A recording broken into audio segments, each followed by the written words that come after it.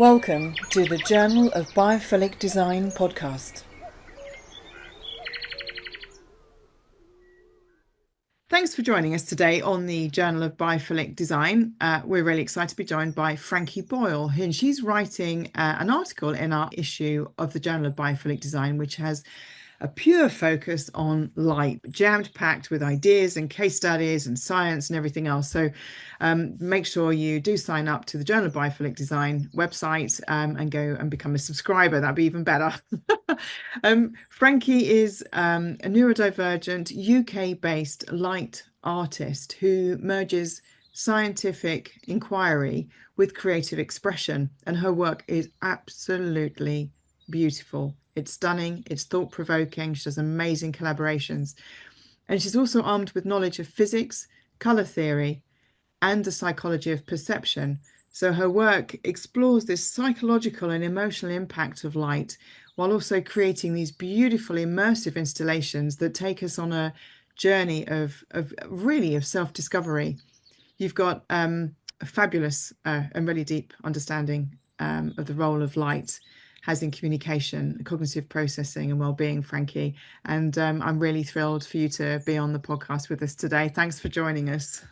Oh, thank you. This is lovely. No, it's a subject very close to my heart. So yeah. Amazing. Well, thank you. Well, can you start by telling us a little bit about yourself, what you do, please, and maybe also a little bit about what got you into light? What was the when did you see the light? Oh, you never had When that did I question find before. the light? Yeah, well, it's a good question. So I suppose I specialize in the experiential artist side of things, and then taking the understanding of light, color theory, and that affecting human behavior, both psychologically and biologically. And I think the fascination of light goes so deep on so many different levels of just like, not only are we like built within our DNA structure to literally work with light and use light as a signifying tool, but also how light and color can evoke memories, emotions, how we integrate with one another within space. Like the levels to it, I think is it just I get really excited by it, but that's because it's my subject. I think the reason why I dare I say the word obsessed, or passionate, probably it's probably a better word, isn't it? Is because I was born with a speech and language disorder known as DLD. Now, DLD doesn't really mean very much to many people, but it's called developmental language disorder, but it is basically disappearance, disbobulation, dysfunction of language. It's a bit like having like Play-Doh with language. So I'll have different pockets of my brain thinking that these sounds and these words mean these things. So it'll sort of like go in and be quite clumsy with language, I suppose. But in a way, like let's say the other day it was like intertangled. So obviously I have a box of like, okay, this this box means these type of words. It's that just like clumsily goes in and just like joins words up together, which I think is actually, can be quite fun, to be honest. And also it suddenly cuts off doors. So it's a bit, I always often feel like I'm down like some sort of labyrinth when I start talking. And I walk into a room and then there's like 10 different doors. And then I open this door and then we go into that door. And then we open this door and we just keep going. And then sometimes the door just stops and you're like, oh, I don't know where I am now. So because that has basically been my understanding of like language, and people thought I was deaf for so many years because I just stare at people really intently, being like, what do you need from me? Because I have no idea what you're saying to me. And I am a big believer that 80% of what you are saying is non-verbal. And so therefore, I think all of my senses have tuned into understanding everything about the energy, how that person's moving, what the space they're in, how that space is affecting them. Also, because I came a bit of a science experiment at age 7, because they were like, you're performing like a normal child, but we realized that your level of understanding or processing is just like non-existent. So they didn't even think that I'd get to secondary school, because they're just like, she's somehow just like fooling everybody. but I think it's because like you just are really tuning in. Because I became a science experiment, I'd often go to hospital every 2 weeks for 2 years, like people with like clipboards and different things saying, oh yeah, she responds to this in this type of way. And so it was one of these things that I was like, okay, big white lights means that I need to like perform or do something. Soft amber lights meant I could relax. And obviously I wasn't consciously understanding this. It was only when I started really honing, and then it was actually my tutor at university, because he was like, you know, it was foundation. He was like, you're really good at product, but what you're really good at is lighting. And he said, everything that you've done up until now involves lights. Now, I had such a subconscious understanding. Like, I had no idea that I was into lighting. Like, I then looked back through all my sketchbooks and I'd weave lights through it. Every project I had was either reflection or refraction or this or that. I made this other wall piece that was kind of like a mental kind of like fairy light thing that you could create different. Anyway, bizarre. And I was like, oh yeah, I see. And then I started realizing that you could control light through computers, and then I was like, oh my god, this is a whole other world. So then the ball just started rolling, and I just knew that I was really like fascinated between really bright colors, obviously like really bright like colors of light, and you could paint with light. And so yeah, I started. I graduated from uni being like, okay, light's my thing. And then I was watching Strictly Come Dancing, and I thought the lighting on here is cool. This is what I'll do. So I googled the lighting director. I mean, like, let me be your friend. And I didn't think I was ever going to hear from him. So I think even though like, I'm so dyslexic, not only do I can't speak the English language, can't read it either. So anyway, he actually came back to me within half an hour and said, yeah, come meet you on the set of Strictly. Wow. And I was like, okay. But I did apprentice him for 6 months, and little did I realize I basically approached one of like the David Beckham of the light world. Wow. And then at the end of that 6 months, he then turned to me and said, well, you're a woman, so you're not going to get anywhere, so you might as well just stop now. Oh, And I was really? like, yeah. Oh, So I was no. like, and because it was before the Me Too movement, and I know it sounds ridiculous to say, you know, I didn't have agency before then, but I didn't really think about challenging it. I was just like, oh, that's such a shame. Like I would really like to do that. So I then went into art department for about 6 years. So I knew I could make stuff. I made like these crazy props and bits and pieces, and then yeah, I don't know how much to go into my history. Basically, I feel like I've gone into my labyrinth. And I'm like 10 doors down, and I'm like, oh, what question she asked? Sorry. No, that was it really. I mean, it's just to see what where the sort of the spark of this sort of light connection for you came from. And it's such a it's really interesting hearing how, you know, when you were when they were trying to help you, I suppose, or they were trying to help understand, you know, where you were coming from, um, um, you know, for their best kind of intentions. But of course, it ends up doing something else to us, doesn't it? It kind of our association then becomes, oh, white light means this, that means that, and then you. But I mean, weirdly, in a way, it's evolved you into this beautiful, amazing light artist that just can weave light in a way that is so unique and beautiful. Oh, Um, thank you. so yeah, I mean, actually, your journey has been a wonderful one, and we're getting the benefits from it. So thank you for whatever happens. But good for you for you know, reaching out to people as well, and that's a really inspiration for people who are listening that want to do something. I mean, whatever that might be, to go actually. I like that. Let me reach out and see if I can connect with that person because, you know, I think again, it's a beautiful thing to do.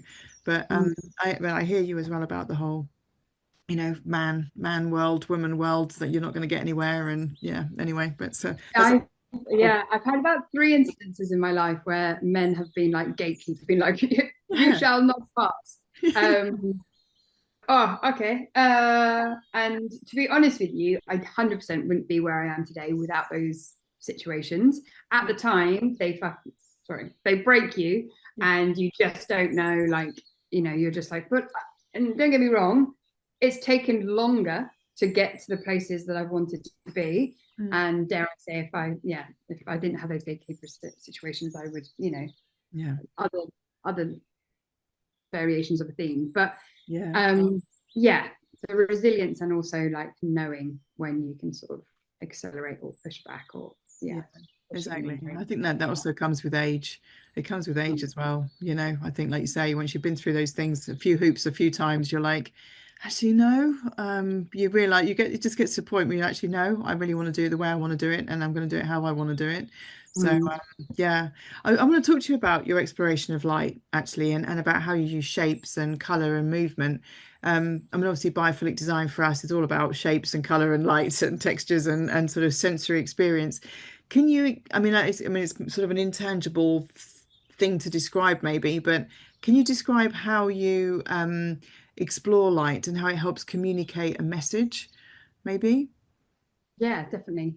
I think color theory is fascinating, like the subconscious reaction to color theory purely through like a biological connection, circadian rhythm. So therefore, obviously, in the day, bringing us up into the daytime colors. So therefore, like, the vibrant blues are energizing, and we feel motivated. Obviously, it's like the hunting, and then bringing us back down into that sunset kind of tones, with the bringing into the yellows, the oranges, like the amount of excitement, let's say, it's happening in your brain of all the different neurons seeing different colored lights, understanding that or I should say colors, understanding that they mean certain things for our internal systems, to start secreting melatonin, and then using that. So therefore you take that into an environment where you're trying to, let's say, a restaurant or any type of relaxing kind of environment, to understand those wavelengths biologically connect us to that space of saying, this is time to relax, unwind, especially if that lights are eye level, because obviously that is how sunset is. So therefore, any type of bright light coming down on top of us is going to make us feel like daytime. So therefore, if you're trying to create a relaxing environment, but you're like lighting someone from the above, not only is it signifying daytime, but you're also casting this horrific shadow over somebody's face that makes them look really kind of scary. And again, we reflect how we feel with one another. If you look great, I feel great, like we're going to have a really good time. But if you're every time you're moving, you're creating these really crazy shadows on your face, you're just like, I don't know if I like this face. Maybe I do tap into the fun. But the thing is, I know that I tap in and I can see all of this. So often I'm out with my friends or something, I'll be like, oh my god, like look at that, like how that's reflecting off this and that and that, and the colors that it's containing. And everyone's like, I would have never seen that. But I feel like some people would see it subconsciously. Like so often you're in an environment and the lighting is terrible, and your friends have said, no, let's sit here, like this is nice, and you realize that everyone isn't really having a good time. And I want to say, you're not having a good time, and you're not integrating because of the lighting. But people just don't. They know it subconsciously, but they don't know it consciously. So therefore, I feel like there's a space. Like if I can control that, like the subconscious, without people necessarily understanding or knowing, then people are subconsciously going to have a better time within space. And you can play with that with color. You can play with that through texture as well. Like obviously understanding biophilic design and understanding the materiality that needs to be around us, like understand the materials that we would see in nature and how that would combine with lighting, how the movement of light would then create different shadows from those textures, and understand that our nervous system wants to feel secure, it wants to feel safe. And obviously the more that we can tap into biophilic design and allow those curves, those forms, the reflections, the textures, like it allows us to just feel a little bit more connected to that space. So every time I look into, let's say, creating an immersive experience, obviously depends what the end goal is. All of my work will always revolve around taking people on that emotional journey. And my work solely is often about trying to create atmosphere that allows you to tap into that subconscious parasympathetic nervous system, just to really start to unwind and relax. However, obviously you can start to look at the sort of the movement and the colors of light and the intensities of light if you're trying to like create more of a journey. Let's say when I worked for like Magnum ice cream, they said to me, we want to create a light experience because light's fashionable at the moment. And we've got these two flavors, sun lover, stargazer. What can we do? So I was like, okay, well, sun and stars are obviously in the sky, so why don't we just friggin' just shoot them up into the universe? Sensible. So we then created like this immersive experience inside a portable shipping container. Like you do this to a shipping container. I'm gonna walk off with it. Anyway, that's smaller, bigger. And so I was like, okay, well, we need to create anti-gravity. The way that you do that is reflection and like symmetry. So therefore, having mirrors on the floor, the ceilings, the walls, integrated with LEDs, so everything. So it had no information to you, which was ceiling or sides or floor. Everything looked the same. And then as your fingerprint touched it, your heartbeat, sorry, measured your heartbeat. The heartbeat then told you if you're a sun lover or a stargazer. I did want to be like, let the floor open if you just shouldn't be eating ice cream in the first place. But no, sun lover, stargazer, and then menstruate into the universe. So we then created obviously that emotional connection to colors, to movement, to themes, to this, to that. So Wow. yeah. So it's like it's just taking all the science of movement, color, light, texture, form, and then implementing it into a story, a narrative, a exploration, basically. Wow, I love that. I love that because you're also weaving technology and sort of and biorhythms or whatever it is into the reaction into the so it's part of the whole, I hate that phrase user journey, but the person who's coming into that environment, whatever it may be, is giving them ownership or to be able to then create something for themselves. It becomes individual then.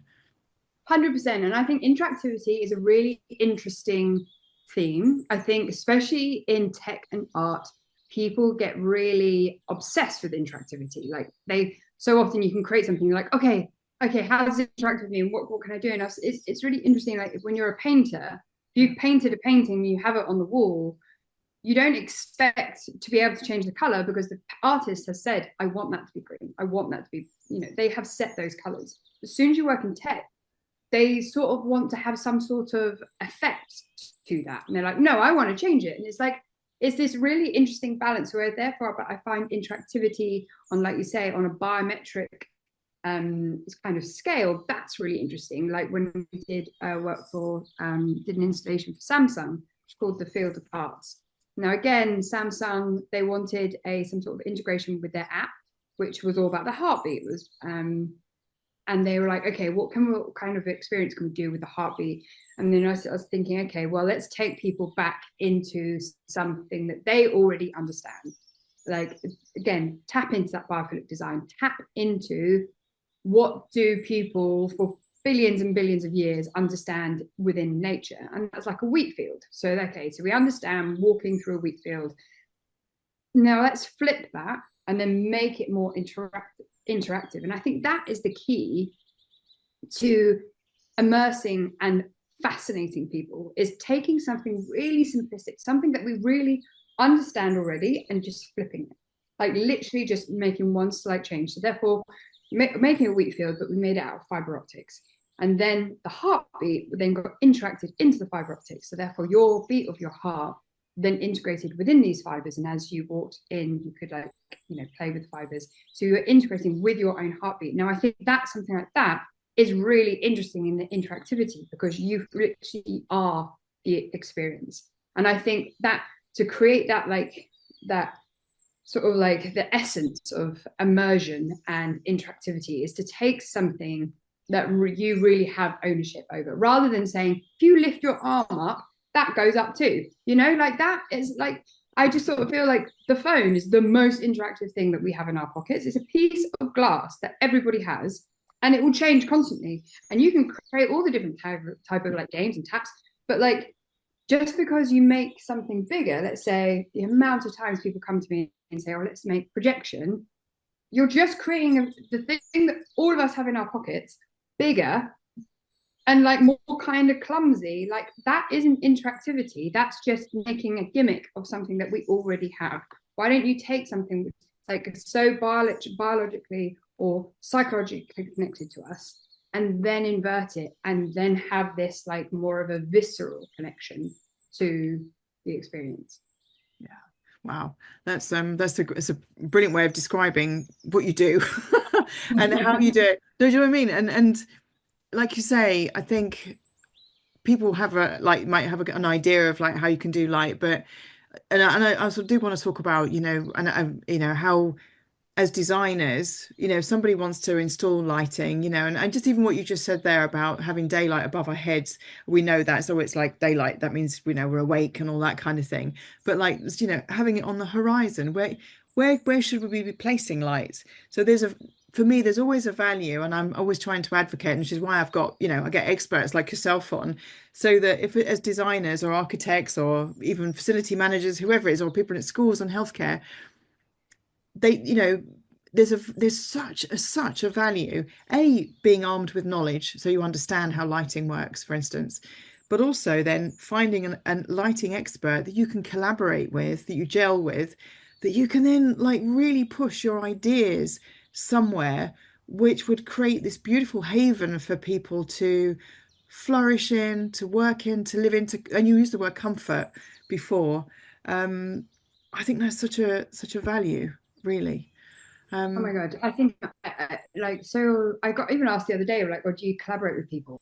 Like, oh my God, I love collaboration. Like, you know, even when you start talking with a good friend of yours and they're not even really into lighting or even art, yeah, and in a way, sometimes they're actually almost like the most exciting one because you say something and they sort of completely like off kilter and you're like, that's really fascinating. What you've said isn't necessarily the thing, but it's made me think of this over here, which I wouldn't have necessarily thought about. And so therefore you can then bring it in. And I think it's the more people you can have around a table that like take their cloak of like ego off and take their of, I must be right, or this experience will be about me. That, and just like and what if, like I like they're the type of words that you want to hear around a table. And like, and then what? And how it like it's like climbing that ladder. And yeah, we have to slip back down the ladder because we like created a whole like city in the universe that can't be physically possible. So okay, let's go back down to earth. But there's essence into all of those stories and those narratives. And I think that's suppose that's where play comes in. And I think we get so stuck into routine and must and how business, and actually being playful with understanding different people's thoughts process, that different expertise. Like I did a project with explosives once. It was a fashion design, and just throw it that was into the conversation. as a guy, I was like, yeah, why do we do? Why do we? Because he basically came to me and he had this sketch of this person and he had like all the chakras just like exploding out of him. So it was the pencil, like the red, I'm not going to get caught on my different chakra colors, but and I was like, okay, what do you want that to be? He was like, maybe lasers. And I was like, okay, well, lasers won't work because you just, especially at those days, like if it was a laser, it was just going to blind people. Yeah. So I was like, okay, we can't do lasers, but I said, well, what about like explosives? And we're going to explode holy powder, like. And he was like, can we do that? And I was like, I'm sure we can work out how to do it. Anyway, so then I worked with like these experts with the explosives and like plotted these things, and they all of these things with puppeteers, amazing puppeteers that had the how of they like did apparently they worked at like Warhorse and things. Anyway, they control these things. Anyway, so it's just like understanding the different routes and not being scared to like join people in and getting other people into that conversation and getting as many people around, because let's be honest, like so life can be like really hard and tough, and you might as well just be as playful as possible. And if we can get as many voices into that room and be excitable about the different avenues that you can go down, then I suppose that's the side of creativity, really. Yeah, absolutely. It's freeing your mind, isn't it? And I think that's why artists, that's that classic thing, isn't it? That you've got those two paths, and it's like got so many people going to the right, and you've got the artist walking off on the left. And it's like and but that's also there's so many free thinkers, and I think some people maybe are slightly scared to go off on their own, or to go off, or they're probably doing it in their work, in what they do. But that's what you say, it's like just having everybody around the table. And for me as well, having nature at the table is really important. And that for me is why biophilic design is so important and why we need it. Because if we don't bring nature to the table, and if we don't consider life, living systems and living patterns, and yeah, living systems, life of whatever, all of that, us individuals, as well as nature and the biodiversity and everything else, if we don't consider that, then we are not going to create spaces that are going to be amazing for us. And you use the word play, and I love that. And I still skip down the road, I mean, and I'm like 50, rah, rah, rah, and I still do, and I still walk on the edge of the walls, and I kick my shoes off, and I walk barefoot in the park, and and maybe I do look like a hippie sometimes, and yeah, maybe I am, but when I've got friends who are like, we wouldn't sign themselves up as hippies, but once they do it, they're like, oh my God, I forgot how much I love this. And it's like you were saying just now, we're so caught up in everyday business and how we're supposed to behave and expect. So freeing ourselves up to have this artistic, creative kind of mindset, and often that's used, it's through some kind of essence that we bring in, and that's a person like yourself. It's an essence. I like to think of it like that. It's like a spice or something we might add to our meal, that then takes the final thing into a different place. But we need to have those conversations to get that going. I wanted to ask you about nature. I mean, people who are watching this on YouTube, on the Journal of Biophilic Design YouTube channel, if you Google that, and also on our website, on a podcast page, you can see the video there as well. But you've got plants behind you, and I know nature and biophilic design is so important to you. Can you maybe sort of talk a little bit about biophilic design and how nature and how sort of biomorphic forms, or maybe has influenced you, maybe for a particular project, or just day to day, or whatever. I'd love to hear about that. Yeah, Biophilic design. So I actually created a installation all called Biophilia, and it's all about biophilic design because I was fascinated with the understanding. Obviously, we're used to two moving sources of light, may that be the sun in the sky or the fire into the evening. Now that is we've understood that for 4 billion years. So anyone in this world, whenever they look into a candle flame, they will get transfixed. Now, that isn't just because that's just not just like, oh, coincidence. It's because we've understood this flickering, incandescent, orange, ready, hot thing to understand is end of day. It's food, it's comfort, it's family, it's creativity, it's release, it's warming, it's all of these like and relaxed kind of feeling. Now that has happened after generation after generation after generation. So therefore, when you see that, it elicits that like whole like, oh, I feel just like really relaxed, and I just can't take my eyes off the flame. It's because you're entering. It's like almost I think of it like some sort of like crazy Avatar movie where you're just like going down this massive porthole of generation and generation of what that actually meant. And artificial light is only been alive. It's only been alive, only been around for the last 180 years. That is nothing in evolutionary times. So therefore, when we see a static white light, that does nothing for our like relaxation, our connectivity. So we know, and especially if you're in a space and you're in a space all day long, you're in your living room and you're working from home, that living room will slowly change throughout the day because the sun is moving from different windows and creating different shadows, reflecting off different bits of things within your home, and allowing you to psychologically understand that this different parts of the day, even in the morning, when you slept in, you suddenly feel a little bit more awake. You're like, oh, the sun is different within the room. Now, we then somehow completely forget all of that biological connection, and we put people into buildings with straight lines, white walls, air conditioning of just like exactly this right temperature, and the light doesn't change. You've just got these bright white lights above you, and we're expected to perform. We're expected to remember. We're expected to be the best that we can be in productivity in spaces that we are not programmed to be in. Like, our brains have understood these moving environments, these textures, the essence of how the neuroaesthetics. And neuroaesthetics is this like fascinating topic, which I, just as much as biophilic design, neuroaesthetics is all about the synchronicities and the movement of what we would expect in nature. So a shoal of fish, or the water moving down the stream, or how the clouds move, is all of these really gentle movements, understanding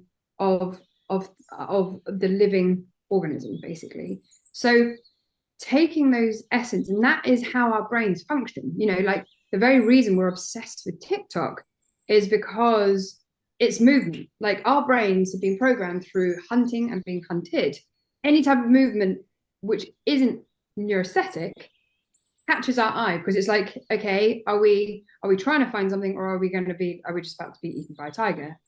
So, and that's exactly what TikTok is. It's that loop pathway that we still have embedded within our brains over 4 billion years of evolution. So like safety and survival is now triggering. So therefore we then get stuck in this loop of like, must see things more moving, must see things more moving. And it's just like, and hence why it's so dangerous to be in these spaces with screens and just trigger more and more and more and more, because it's dampening our brain so much, and we're becoming just numb to all of this movement. And the more numb that we become, because obviously our brains can't cope with all of this movement, so it's just like, let's just go to basic mode. And so therefore, like, no wonder we're not performing the best, because we're literally killing our brains in our surroundings. So therefore, if we take all of those things, saying, okay, we know that our brains, from biologically driven situations, they're attracted to color. So let's just ease the color up. So therefore, more energy goes to the brain.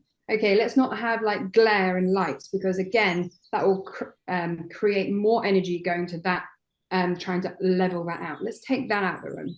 Let's take there's just all of these elements of basically what we've created now as tech allows our brain to be more focused, allows more energy in our brain, so therefore we can actually do the task at hand better. And that is why biophilic design and neuroaesthetics is so important, because it allows us to have more energy at the end of the day. And I think, light is only visible when it touches something, which I find fascinating. It's like it's in the air right here, but until it hits something, we don't see it. Yeah. And so therefore, I was kind of fascinated with the fact of like, okay, movement of light. So I created this thing, installation called Biophilia, of like programmable movement, like fire within space, so within this 3-dimensional world. And then obviously plastic doesn't do anything for our nervous system, so let's integrate it with wool, 100% wool. And actually, wool is an absolutely amazing product. It's like completely fire retardant, and it's waterproof. So I was like, this is just a wondrous material.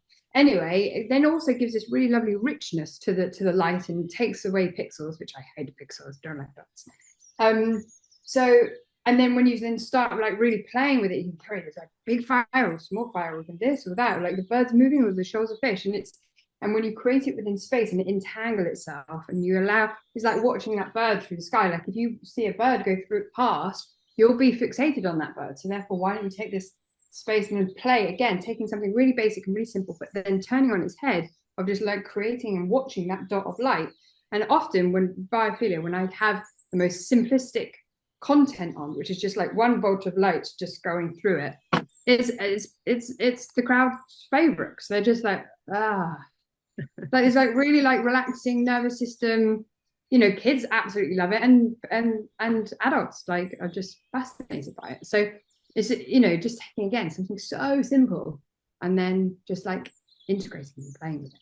Yeah, wow, that's lovely. I don't know. I don't know if you've got a link to that biophilia program that you did, the installation. If you've got any, or got any visuals, I'd love to feature those on the website, but I can put links as well to that particular project. Well, I mean, to all your projects, but So listeners, do go to the website and do go to the notes that go with the podcast, and then click through and have a look at some of Frankie's work, because it is absolutely beautiful. And the way you've been describing that, again, if people are watching this on the video, she's very visual with her hands, so she's actually sort of conjuring the That's light in her hand. I think if you had like sort of light points on your fingers, I think we would have right.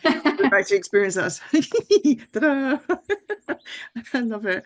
I want you to talk about collaboration earlier, and you did this fantastic recent collaboration with a chef, which immediately got my attention because obviously I love food. But Hannah Musante, and can you just, I mean, rather than me talk about what it is, could you explain what it is and kind of what you did, really? What was the concept behind it? And then, what was the sort of final, thing that you did?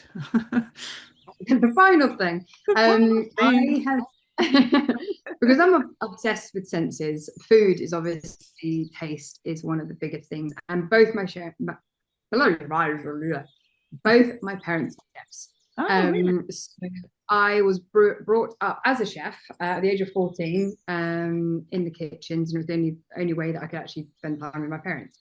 So by the age 25, through every summer, through school and university, I would spend the whole summer being an outside caterer and sort of heading up a kitchen. And by age sort of 25, I was sort of heading up kitchens on my own and having communicate. So, and I do think hospitality this is probably a bit of a side note, but hospitality 100% is something that everybody should do, because you learn to integrate with people, you learn how to like communicate with others, and especially because been given this opportunity where, if there was two functions on, dad would take one, I would take the other, mum would be front of house. So therefore, I was a young person having to tell much older people than me what to do and how to do it. Now, obviously, especially being the daughter of a chef, that could easily wind people up. So I had to like work out this way of talking to people, like, it would be amazing if you could possibly do da, da, da. And you just have to try and have to like play these games and communication with people.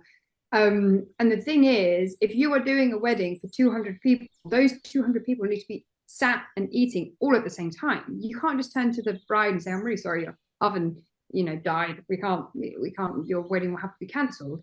The food has to happen. Yeah. And obviously there's about 1,000,001 stories that I could tell you, which is absolutely hilarious about how we actually managed to get things. But dad would literally, he would like fascinate me in how he would problem solve. And I suppose I then inherited that ability to problem solve. And anything really stressful, I also think it's an ADHD positive of actually being in these high experience situations, and like being able to be like, okay, that isn't happening, let's try and work out something else. Yeah. And so therefore I think food to me is such an integral part of who I am, and I've always wanted to integrate it with lighting and with experience and immersive dining. And then Start Gallery approached me and said, look, we'd love to do an immersive experience with you with food and do it all around biophilia. And I was like, oh my God, this is so poetic, because everything, even from the cutlery to all of the other collaborators involved, I can't remember all their names, but they're, the knife and forks, and even just the florist on the table, she had created these just such beautiful floristry, all about biophilic design. So every element has been thought about. Biophilic is about, I don't know, 5-meter long table, possibly, maybe a bit longer. I've created biophilia intertwining above it, like almost like a big sort of chandelier. And then and it was all about, again, the 4 billion years of evolution, understanding that flame is the very essence of where food, and obviously our brains massively started to increase in neurons and just basically getting better. That's a terrible way of saying that. Basically, as soon as we started understanding how to cook food, our brain could process and digest food better, which then made our brains better. So even just the inherent of cooking allowed our brains to literally accelerate. Anyway, so I would then program biophilia into a flame, into a fire, teach people and talk to people about what the fire and what the fire means. And then we would go into the different courses. And through each course, I had programmed the life slightly differently, reflecting the food, reflecting the nuances within the flavors. And also what I hadn't really expected, and this is what I love about light, is because light never really does everything you expect it to. Like, so often when a project comes to me, I did a project with Tiffany and Co. They were like, okay, what is it going to be? And I said, look, until you put me into a dungeon with a load of sparkly shit, I have no idea. And they're like, no, we want you to know what it is. And I was like, I don't know. And we go back and forth, of which they finally agreed to put me into a dungeon with sparkly stuff. But I, you know, and when we were sitting at this table, the lighting caressing the tableware, the cutlery, the plates, like everything was just like slightly moving, not in a like I'm tripping, this is awful. It was just like this really beautiful kind of ethereal, and it allowed you just to be in the moment. So when you're talking to someone again, especially if they wore glasses, the person opposite me wore these glasses, and you just see this light, and I was like,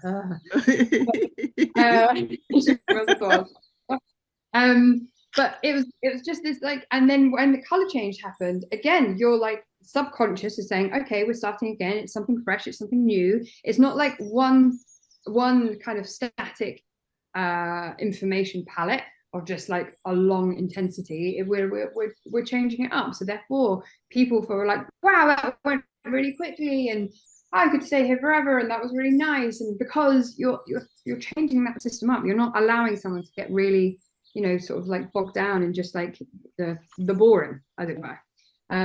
So yeah, I found it was a piece that I really enjoyed doing. I'd love to explore it further and go deeper and really look into the table and the chairs. And to be honest with you, I'm always fascinated with like why we're obsessed with sitting at right angles with flat surfaces in front of us. Like, you know, I know that we have a flat surface, so we can put like cutlery on, but why do we need cutlery? You know, why do we need a plate? Like, what, you know, it's like, I don't know. That's another topic for another day, but I go off. Yeah, it's true. Actually, I share that with you. Actually, this whole why do we do things the way we do things? I actually interviewed Chris Packham, and he was saying when he goes down the street, why are all houses the same shape? Why is there always a door at the front and this and that? And it's true. When I've thought that when he said it, and I was like, and the same with the table. It's like, why do we have to do that? I mean, I work in Africa and I work in Bangladesh and I work all sorts of places, and you know, you end up sitting somewhere else completely different, in on the floor, on the rug, whatever it is. You've got the bowls in your hand, which are made for your hands, and it's a whole different organic, beautiful experience. That's actually you're hugging your food, you're holding your food. It's a lovely way, and they've got the the milk pots, which are like again the different way of delivering delivering the food to your mouth, so that interactivity is brilliant. So and again, people who are listening, I know there's a video that's on your Instagram page that you've shared, so again I'll put a link to your Instagram page on the spiel that goes with the podcast. So please, people, do follow Frankie, because she's absolutely amazing. Her work is fantastic, and I'm actually going to ask you, while you're on live on here, I'd love you to speak at the conference this year. With our focus this year would be on water, and obviously that'll be the light and reflections and everything else. So there'll be a slight theme. We'll be talking about other, obviously psychology and everything else alongside, and the environment. But we're going to be having a bit of a focus on water. So yeah, obviously, hopefully the time and date will work for you when it gets confirmed. We're just in the process of announcing soon. So yeah, Water is one of my favorites, and I'm actually doing a project at the moment. I'm looking into sort of like the ripples and how to create that into, yeah, anyway, it's but yeah, oh my God. Amazing, lovely. Well, great. Well, we're sort of getting near the end. And before I ask you my final question, is there anything else that you wanted to add at this point? I mean, I could ask you a gazillion questions, to be honest, Frankie. We could be here for 5 hours. Well, to be honest with you, when you were saying the questions up just before we went on, I was like, oh, okay, I don't know what I'm going to say to any of those. And then obviously I've just spoken, and I have absolutely no idea really what I've said. So yeah, I feel like whenever I speak, I just go into this like, yeah, just the labyrinth of like, oh, let's just go down this road and like down here. And Yeah. That was beautiful. It was really good. You've answered everything, and we went off piece completely. So I love it. Sorry. Yeah, no, it's good. That's how it should be. It's a lovely organic journey. So my final question then that I ask everybody at the end of the podcast, and it's probably my favorite part of the podcast, if you could paint the world with a magic brush of biophilia, what would it look like? What would it look like? I think yeah, we get rid of white walls, straight lines, white walls, and these cubes that we're obsessed with being in. Like they don't do anything for our nervous system, and they definitely don't do anything for our sensory processing. I think like I always want to create experiences where people tap back into play, like crawl into things and climb up things. And I think slides are so underrated. Like aren't slide like if someone said, yeah, you just need to slide out of this building and go onto the road, brilliant. Like I think, starting integrating play, like why do we have to do these things or properly and this and that? And I often feel like sometimes when I'm in environments where everything is just everyone is just like morphing into one another of like how you're supposed to talk and how you're supposed to do things and how probably why I do what I do. But I think integrating play, integrating like communication about how you the space around you. I think it should just be more of an inviting, intriguing, collaborative. Yeah, I always want to like climb. I love climbing trees. I think that should be like, I think there should be more trees in London just for people to climb. Like that's great. That makes people feel great. Or like, nestle in and have your own cocoon. Cocoons, great, love them. Anyway, sorry, that's basically a massive avatar of just like beautiful, sparkling turquoise lights that just glisten and glow, and everything's done on UV and don't hurt the birds.